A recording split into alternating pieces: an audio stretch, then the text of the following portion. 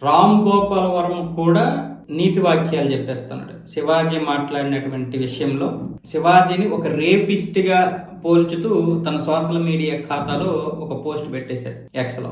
అది రామ్ గోపాల్ వర్మ. అమ్మాయిలు కనిపిస్తే ఎలా బిహేవ్ చేస్తాడో తెలియదు, అది కూడా సోషల్ మీడియా. తన వ్యక్తిగతంగా చేసుకుని నో ప్రాబ్లం, తన రూమ్లో ఎవరైనా చేసుకున్నా అది ఓకే. కానీ బయట మీడియా ముందు పబ్లిక్లో ఏ విధంగా నాకుతాడో తెలియదు.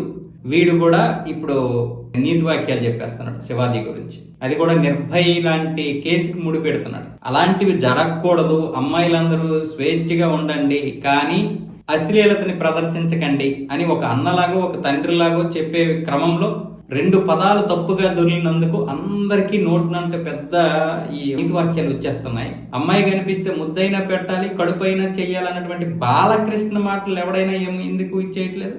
ఒక్కడైనా ఎందుకు ఆ రోజు పెద్దగా దాన్ని ఇష్యూ చేయలేదు? భయం. అంటే ఏ బ్యాక్గ్రౌండ్ లేనాడు మాట్లాడితే ఇష్టం వచ్చినట్లు పడిపోతారు.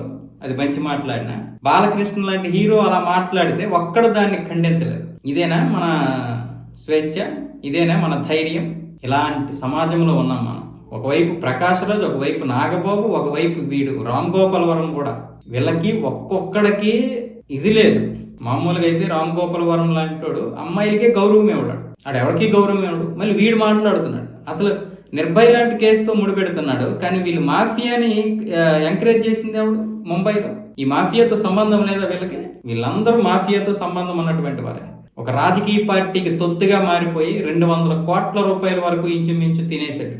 ఈరోజు ఒక్కొక్కడు పత్తిలాగా మాట్లాడుతున్నాడు.